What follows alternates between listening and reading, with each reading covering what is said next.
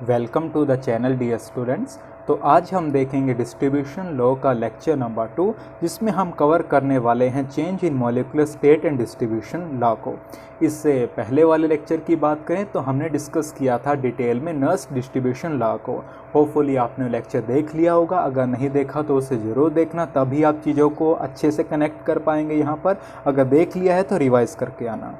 हमने देखा था लास्ट लेक्चर में कि नर्स डिस्ट्रीब्यूशन लॉ के अकॉर्डिंग जो हमारे पास एक्सप्रेशन था C1/C2 is equal to constant, वो तभी एप्लीकेबल था जब सोल्यूट के मॉलिक्यूल्स किसी भी सॉल्वेंट्स में अपनी मॉलिक्यूलर स्टेट को चेंज ना कर रहे हों, उनका मॉलिक्यूलर वेट चेंज ना हो रहा हो, यानी ना ही किसी टाइप की एसोसिएशन हमें देखने को मिल रही हो, ना डिसोसिएशन और ना ही कम्बिनेशन सोल्यूट के मॉलिक्यूल का किसी भी सॉल्वेंट के मॉलिक्यूल के साथ। बट ऐसा हो जाए तो क्या होगा, उस केस में हमें डिस्ट्रीब्यूशन लॉ को मॉडिफाई करना होगा। तो हम वन बाय वन तीनों केसेस में मॉडिफिकेशन को समझेंगे डिस्ट्रीब्यूशन लॉ की। तो चलिए हम चलते हैं अपने टॉपिक की तरफ।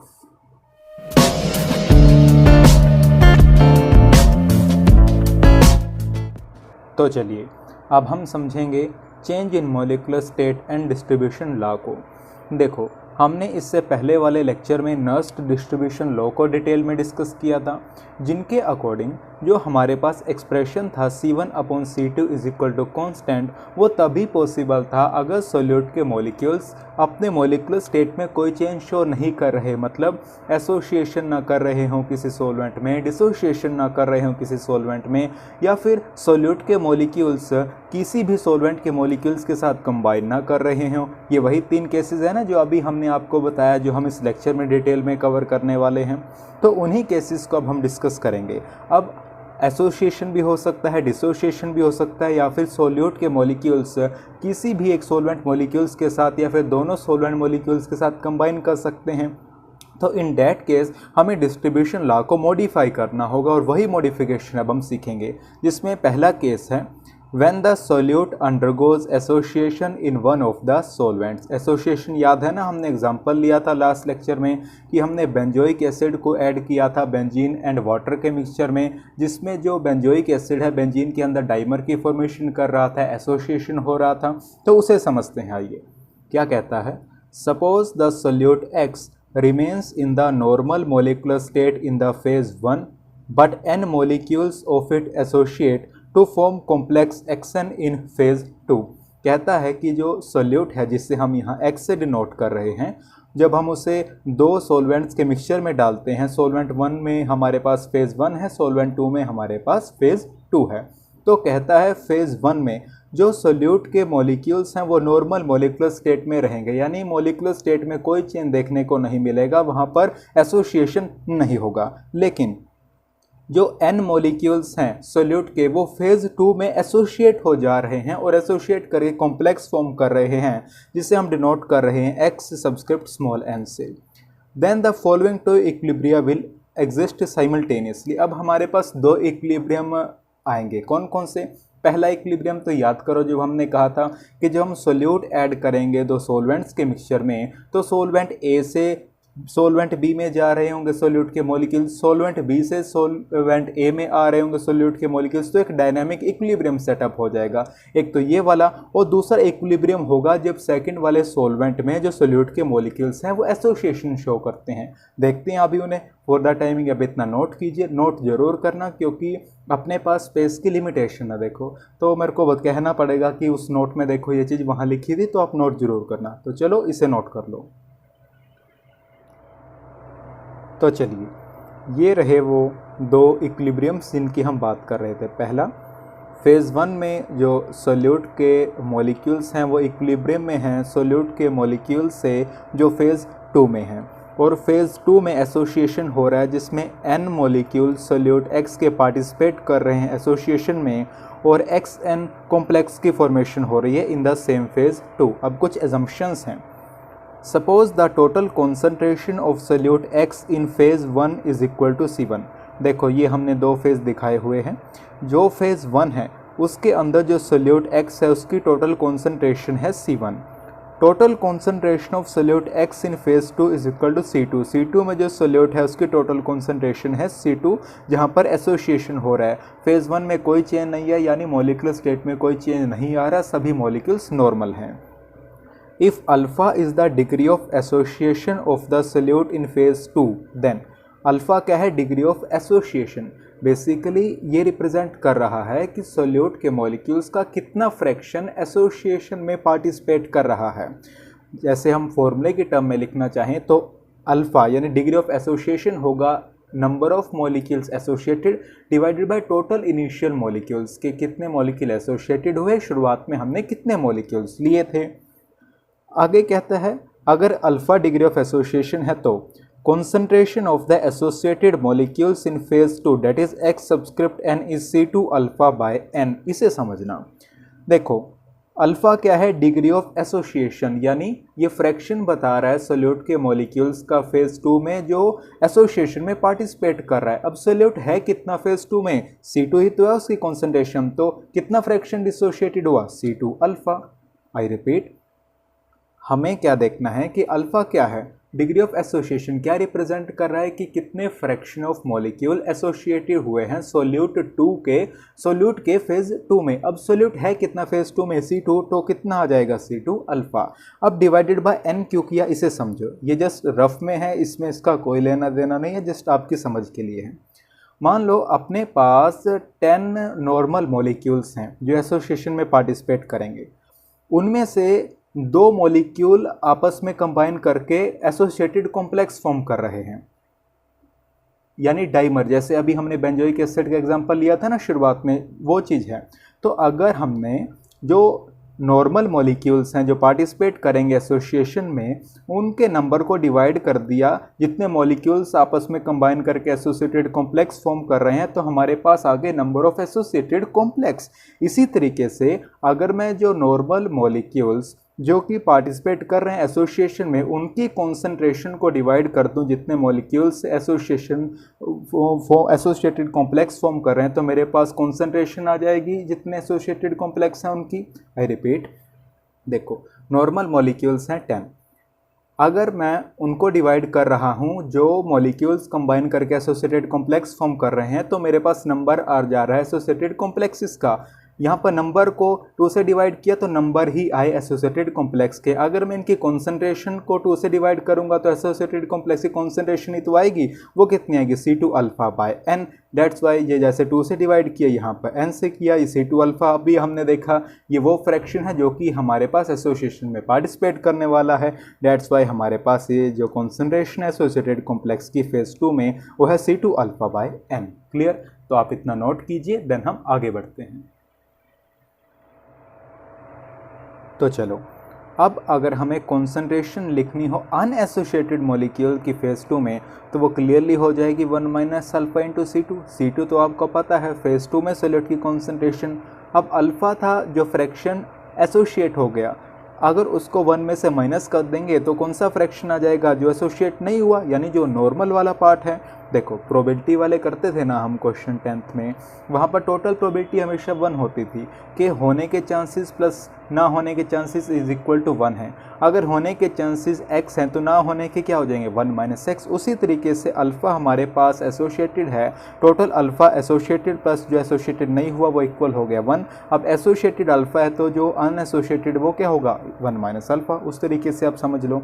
अब applying the distribution law to equilibrium 1 we get. अब अपने नोट्स में देखें पहला इक्विलिब्रियम कौन सा है? जहाँ पर फेज 1 में सोल्यूट के जो मॉलिक्यूल्स हैं वो इक्विलिब्रियम में हैं उन सोल्यूट के मॉलिक्यूल्स के साथ जो कि फेज 2 में हैं।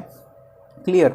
अब यहाँ पर डिस्ट्रीब्यूशन लॉ हम कैसे लगाएंगे? देखो सोल्यूट 1 में तो सभी प्रकार के मॉलिक्यूल नॉर्मल है, वहाँ पर तो मॉलिक्यूलर स्टेट में कोई चेंज नहीं आ रहा, तो हमने लिख दिया concentration of solute x in phase 1। अब नीचे क्या है? एसोसिएशन हो रहा है दूसरे वाले जो फेज़ है, तो वहाँ पर जो मॉलिक्यूल एसोसिएटेड हो गए उनको तो छोड़ना पड़ेगा, लेना किनको पड़ेगा? जो अनडिसोसिएटेड हैं उनकी कॉन्सेंट्रेशन को लेना पड़ेगा। वो अभी हमने निकाला 1 माइनस अल्फा C2, तो वही है concentration of normal molecules of x in phase 2 is equal to constant, क्योंकि डिस्ट्रीब्यूशन लॉ तो नस्ट सर के अकॉर्डिंग उन्हीं पर लगेगा ना जिनमें सोल्यूट के मॉलिक्यूल्स किसी भी सोलवेंट में किसी भी टाइप की मॉलिक्यूलर स्टेट में चेंज शो नहीं कर रहे हैं।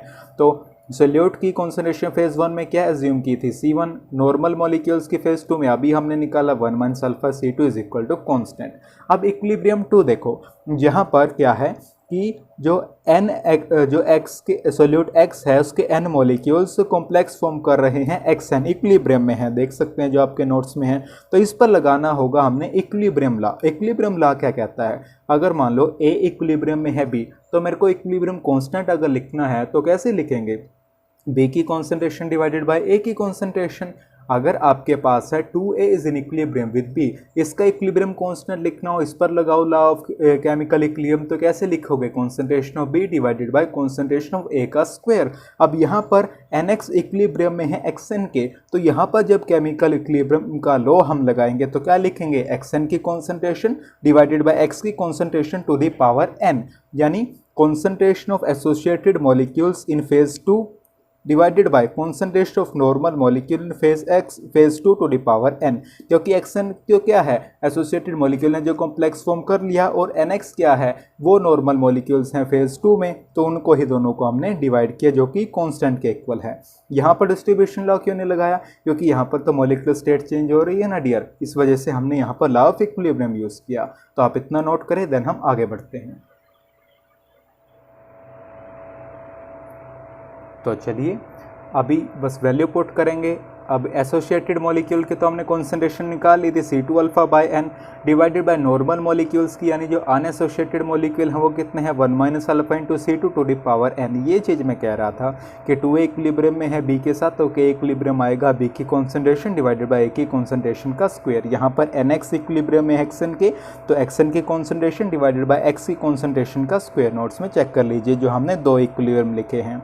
अब आगे देखें, अब 1/n यहाँ पर इसको मैं राइट हैंड साइड ले जाऊँ तो मल्टीप्लाई में चला जाएगा। अब n क्या है, जितने मॉलिक्यूल्स एसोसिएशन में पार्टिसिपेट कर रहे हैं, मान लो 5 होंगे 6 होंगे, यानी कांस्टेंट वैल्यू है ना, चेंज तो नहीं हो रही, तो कांस्टेंट को कांस्टेंट से मल्टीप्लाई करेंगे, जैसे 5 × 2 दोनों कांस्टेंट और कांस्टेंट से मल्टीप्लाई करने के बाद 10 आया, यानी एक और कांस्टेंट आया, तो n कांस्टेंट है तो मल्टीप्लाई करने पर भी कांस्टेंट आएगा। तो यहाँ पर आया C2 alpha divided by 1 minus alpha C2 to the power n। अब हम nth रूट लेंगे दोनों साइड। nth रूट क्या, मानो स्क्वायर रूट लेते हैं हम। अगर मान लो यहाँ पर स्क्वायर रूट होता C2 अल्फा का, स्क्वायर रूट को हम क्या लिखते हैं, पावर 1/2। क्यूब रूट होता मान लो यहाँ, तो क्या लिखते हैं, पावर 1/3।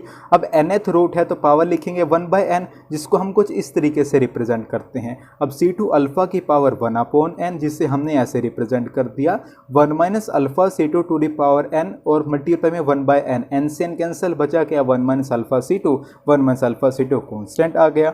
अब जो इक्वेशन 1 मार्क आपको बोला था करने के लिए, और ये इक्वेशन नंबर जो 2 है, हमें इक्वेशन 1 को डिवाइड करना है बाई इक्वेशन 2। करो, बहुत ही सिंपल सी कैलकुलेशन है, और देखिए क्या आ रहा है, फिर हम नेक्स्ट सेक्शन में देखते हैं क्या होगा। तो चलिए, जब हमने इक्वेशन 1 को डिवाइड किया इक्वेशन 2 से, तो हमारे पास आएगा C1 divided by nth root of C2 alpha, जो कि कांस्टेंट के इक्वल है, जो कि एग्जैक्ट फॉर्मूला आपके पास होगा। We know for complete association alpha is equal to 1। Alpha 1 कैसे है, देखो हमने आपको शुरू में ही कहा था, अल्फा यानी डिग्री ऑफ एसोसिएशन क्या है, कि number of molecules associated divided by total number of molecules. मान लो टोटल नंबर ऑफ मॉलिक्यूल्स इधर n है, पूरे के पूरे एसोसिएट हो गए, यानी नंबर ऑफ एसोसिएटेड भी कितने हो गए, n बाय n कितना आ गया 1, that's why alpha is equal to 1। Alpha को 1 पुट करोगे आप तो C1 by nth root of C2 is equal to constant, जो कि एक अप्रोक्सीमेट फॉर्मूला है। ये हमारे पास मॉडिफिकेशन हो गई डिस्ट्रीब्यूशन लॉ की, कब, जब सोल्यूट के मॉलिक्यूल एक फेज में एसोसिएशन शो कर रहे हैं। एक तो ये मेथड हो गया, एक और मेथड आप देख सकते हैं, आपको एग्जाम में एक ही लिख कर आना है, अल्टरनेट मेथड भी देखते हैं। सिंपल है, आप समझ आ चुका, आपको जस्ट एक बात देखना है। Suppose concentration of the solute X in phase 1 is equal to C1। Phase 1 में सोल्यूट एक्स की कॉन्सेंट्रेशन को C1 बोल रहा है।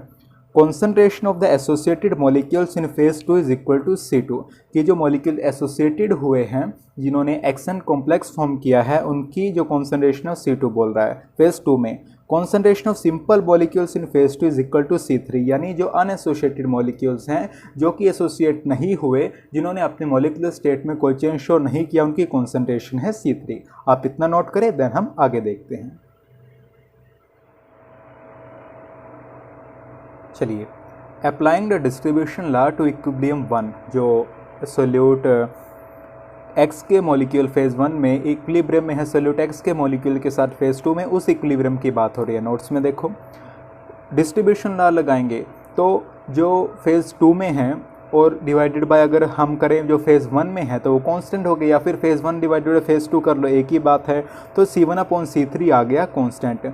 C1 आपके पास कॉन्सेंट्रेशन है सोल्यूट एक्स की फेज़ 1 में, और C3 है अनएसोसिएटेड मॉलिक्यूल्स हैं, यानी जो नॉर्मल मॉलिक्यूल्स बच गए हैं फेज़ 2 में, उनकी कॉन्सेंट्रेशन। डिस्ट्रीब्यूशन लॉ तो उन्हीं पर लगेगा ना, जहाँ पर एसोसिएशन जिस पार्ट पर हो रहा है उस पर तो डिस्ट्रीब्यूशन नहीं लगेगा, तो वहाँ पर हमें लगाना होगा लॉ ऑफ केमिकल इक्विलिब्रियम, वही जैसे हमने पहले लगाया। इक्विलिब्रियम वाली कौन सी इक्वेशन है, NX इक्विलिब्रियम में है एक्स के, सेम वही चीज़ एक्स की कॉन्सेंट्रेशन डिवाइडेड बाय XN की concentration, NX is in equilibrium with XN की कॉन्सेंट्रेशन डिवाइडेड बाय एक्स की कॉन्सेंट्रेशन की पावर n। XN की कॉन्सेंट्रेशन को हमने यहाँ पर एज्यूम किया है C2 डिवाइडेड बाय जो आपके पास नॉर्मल मॉलिक्यूल्स हैं फेज़ 2 में, वो है C3 और उनकी पावर हो गया n, जो कि कांस्टेंट आ गया। nth रूट अगर हम लेंगे वही C2 की पावर 1/n, जिसे हम nth रूट को ऐसे रिप्रेजेंट कर सकते हैं, यहाँ पर 1/n करेंगे, n से n कैंसिल, जस्ट C3 बच गया जो कि एक कांस्टेंट है। इसे मान लेंगे equation 4। Dividing equation 3 by equation 4 we get, क्या होगा वो देखते हैं। तो चलो, जब हमने इक्वेशन 3 को डिवाइड किया 4 से तो हमें मिला है C1/nth root of C2 is equal to constant. n को हम बोलते हैं एक्सटेंट ऑफ कॉम्प्लेक्सिटी, जैसे डाइमर फॉर्म हुआ था तो 2 आ जाएगा यहाँ पर। एग्जाम्पल देखते हैं। For example, distribution of benzoic acid between water and benzene where acid exist as dimer, यानी C6H5COH twice in benzene solution. पहला कॉलम देखते हैं जिसमें बेंजोइक एसिड की कॉन्सेंट्रेशन है ग्राम पर 100 cc में वाटर में, जिसे C से डिनोट किया है, वो ये डाटा रहा। सेकंड कॉलम में grams of benzoic acid in 100 cc of benzene, ये रहा। पार्टीशन कोएफिशिएंट निकालना हो तो C1/C2 करते हैं, हम डिस्ट्रीब्यूशन लॉ लगाते हैं। तो देखो कांस्टेंट नहीं आ रहा, यानी ये वैलिड ही नहीं है डिस्ट्रीब्यूशन लॉ। अगर जो हमने मॉडिफिकेशन किया वो लगाएं, N2 आ जाएगा, यानी C1/C2 का C2 की पावर 1/2, N2 आया ना, इसको हम 1/n लिखते हैं। यहाँ पर N2 होगा तो 1/n लिखेंगे, 1/n2 हो गया तो 1/2 हो गया, 1/2 को रूट लिखते हैं, C1/√C2। तो देखो नियरली कांस्टेंट आ रही है वैल्यू, यानी डिस्ट्रीब्यूशन लॉ वैलिड है जो हमने मॉडिफिकेशन की है। क्लियर? तो ये बात हो गई एसोसिएशन की, आप इसे नोट करें। देन हम देखते हैं डिसोसिएशन वाले केस को। तो चलो केस सेकंड देखते हैं। When the solute undergoes dissociation in one of the solvents, क्या कहता है इसमें? Suppose the solute X dissolves in the phase 1 without any change in the molecular state, यानी solute X phase 1 में नॉर्मल रहने वाले हैं उसके मॉलिक्यूल्स, उनके मोलिकुलर वेट में, उनके मोलिकुलर स्टेट में कोई चेंज नहीं आएगा। But undergo dissociation into Y, Z etcetera in phase 2, लेकिन फेज़ 2 में सोल्यूट X के मॉलिक्यूल डिसोसिएशन शो कर रहे हैं। जैसे हमने एग्जांपल देखा था ना जब कंडीशंस पढ़ रहे थे कि HCl को हम ऐड कर रहे हैं वाटर और एक नॉन पोलर मिक्सचर के अंदर, तो HCl वाटर में डिसोशिएट हो जाएगा, H+ एंड Cl-। इसी तरीके से H+ मान लो Y हो गया, Cl-Z हो गया, या फिर कोई और लेंगे तो एक्स्ट्रा भी आ सकता है कोई। तो इसमें भी दो ही इक्विलिब्रियम सेटअप होंगे। पहला, फेज़ 1 में जो सोल्यूट X के मॉलिक्यूल्स हैं वो इक्विलिब्रियम में होंगे जो सोल्यूट X के मॉलिक्यूल्स हैं फेज़ 2 में। सेकेंड इक्विलिब्रियम डिसोशिएशन वाला, जब सोल्यूट X के मॉलिक्यूल फेज़ 2 में डिसोशिएशन होंगे Y+Z में, सेम फेज़ 2 में। तो पहला इक्विलिब्रियम तो फेज़ 1 में X इक्विलिब्रियम में फेज़ 2 X से, तो X फेज़ 1 में इक्विलिब्रियम में है जो फेज़ 2 में X है। फर्दर जो फेज़ 2 में X है वो इक्विलिब्रियम में है किसके साथ, जो डिसोशिएट हो रहे हैं Y+Z।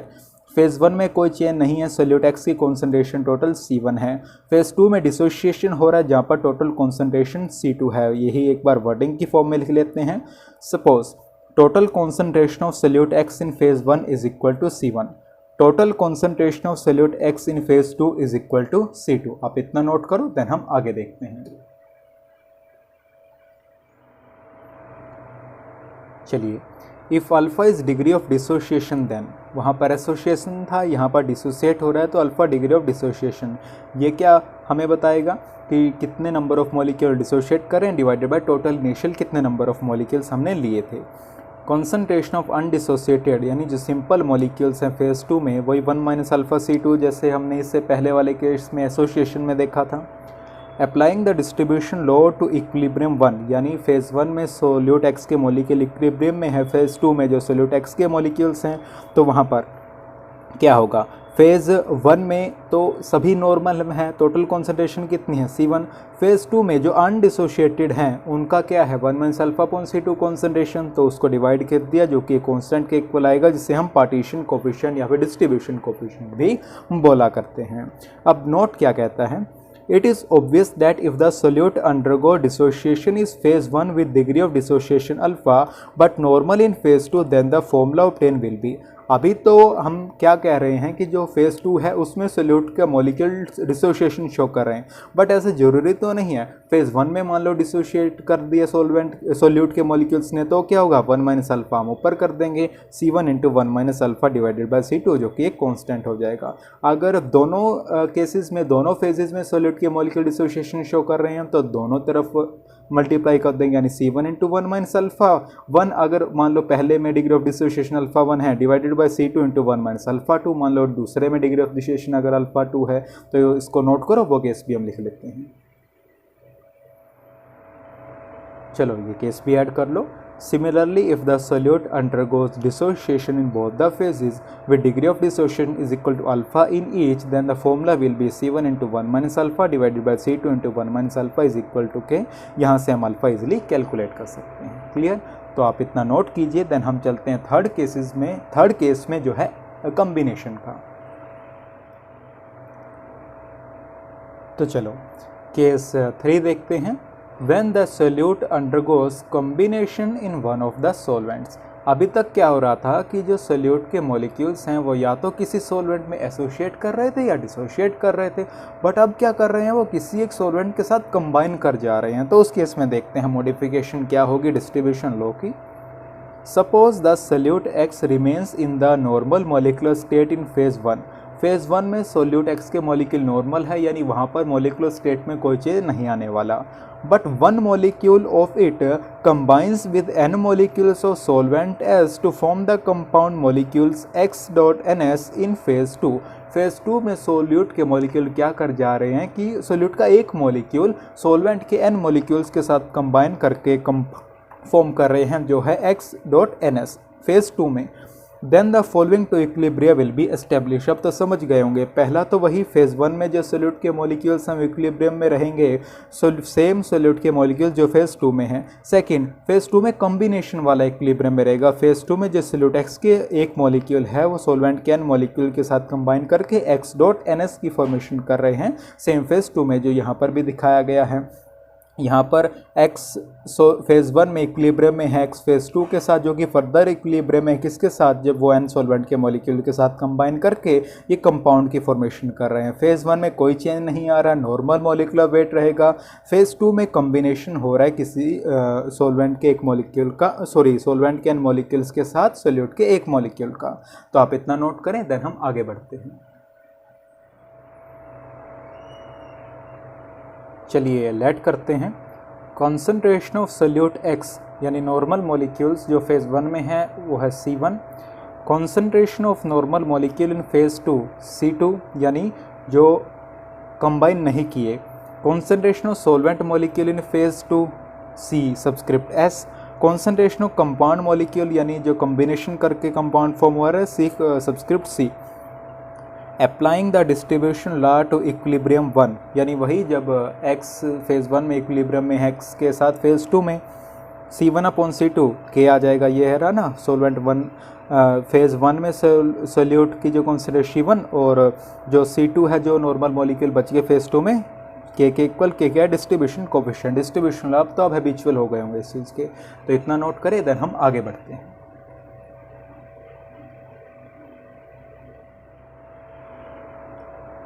अब सेकंड क्या करेंगे, इक्विलिब्रियम पर लॉ ऑफ केमिकल इक्विलिब्रियम लगाएंगे।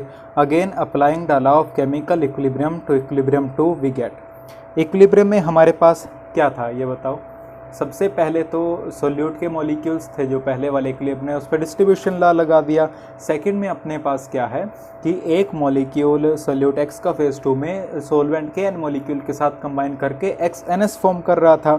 अब जो एजम्पशन की है, अब अपने नोट में देखो, वहाँ पर जो कंबाइंड वाले की है कंपाउंड फॉर्मेशन हुआ, उसकी कॉन्सेंट्रेशन है सी सबस्क्रिप्ट सी डिवाइडेड बाय, नीचे हमारे पास क्या आएगा, एक तो जो x है उसकी कॉन्सेंट्रेशन और जो s है उसकी concentration to the power n।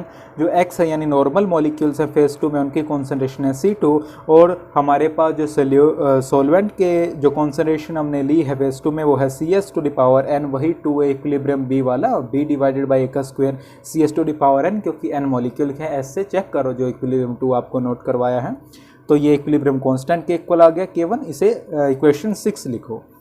Since the solvent in phase 2 is present in excess, its concentration CS remain almost constant in spite of combination with the solute X। कहता है कि जो सोलवेंट है phase 2 में वो अपने आप में एक्सेस में है, अगर वो कंबाइन भी कर जा रहा है सोल्यूट के एक मॉलिक्यूल के साथ, क्योंकि बहुत कम लिया है हमने। याद करो जब कंडीशन हमने की थी तो वहाँ पर क्या किए थे कि हम डाइल्यूट करते हैं सोल्यूशन को, स्मॉल क्वांटिटी ऐड करते हैं सोल्यूट की, क्योंकि वो कई बार सोलवेंट की जो आपस में मिक्सचर की कैपेबिलिटी है उसको इफेक्ट कर देता है, जहाँ पर फिर हम डिस्ट्रीब्यूशन लगा ही नहीं पाएंगे अगर दोनों मिक्स कर गए। वही चीज़ आगे भी लिखी है, particularly if the solute is added in small quantity that is the solution is dilute. तो हमारे पास CS to the power n is constant, तो ये कांस्टेंट रहेगी क्योंकि ऐड भी कर रहे हैं। अगर आप सागर में एक बूंद डाल भी रहे हैं तो उसकी कोई वैल्यू नहीं है, सागर तो अपने आप में बहुत बड़ा है, तो ये ऑलरेडी कांस्टेंट है। तो इसको मल्टीप्लाई करेंगे K1 के साथ, कांस्टेंट इंटू कांस्टेंट, वही 5 into 10 is equal to 10 itself a constant, तो कांस्टेंट इंटू कांस्टेंट भी कांस्टेंट आएगा, जिसको हमने K2 से डिनोट कर दिया, यानी जो कांस्टेंट है उसकी वैल्यू चेंज कर गई। अब क्या कहता है, adding 1 to both the sides we get, दोनों तरफ 1 ऐड करेंगे, करो फिर देखते हैं क्या होता है।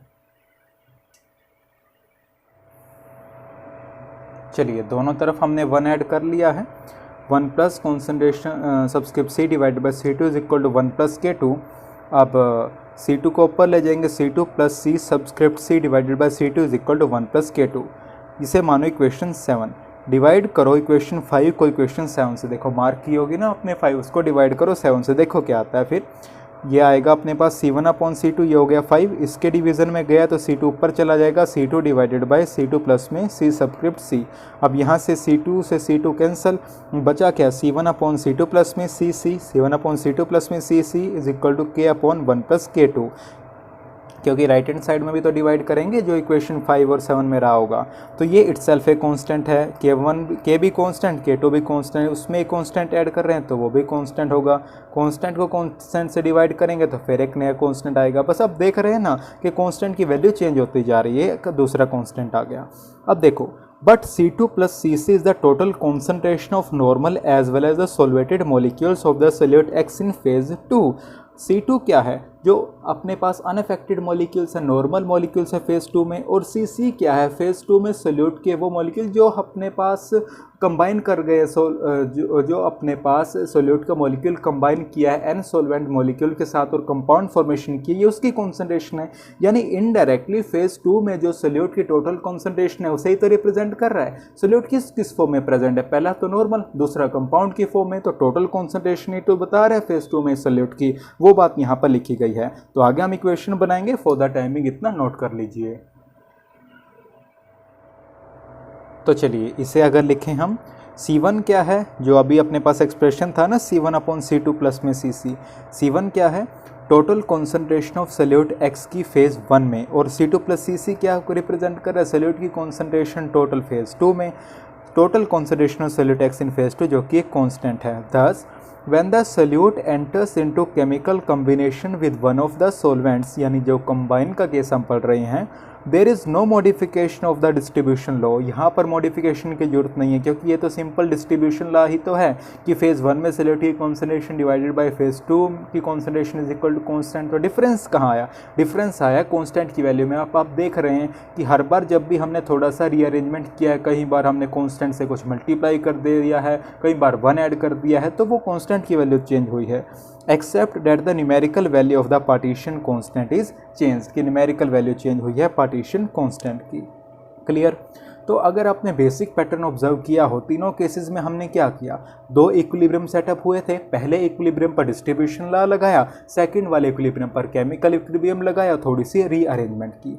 एसोसिएशन और डिसोसिएशन का जो केस है वो इम्पोर्टेंट है एग्जाम में, अधिकतर बार वही देखा गया है। Combinations I think come he question आते हैं, आ सकता है तो हमने तो उसे भी कवर कर लिया। अब आपको तो कोई दिक्कत नहीं होनी चाहिए, कहीं से भी क्वेश्चन पूछ ले, ठीक है। तो एक बार सम अप करें, आज हमने जो किया आज इतना ही देखेंगे।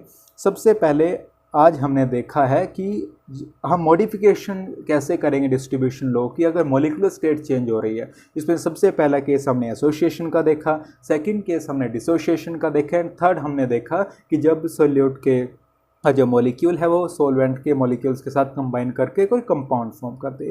क्लियर?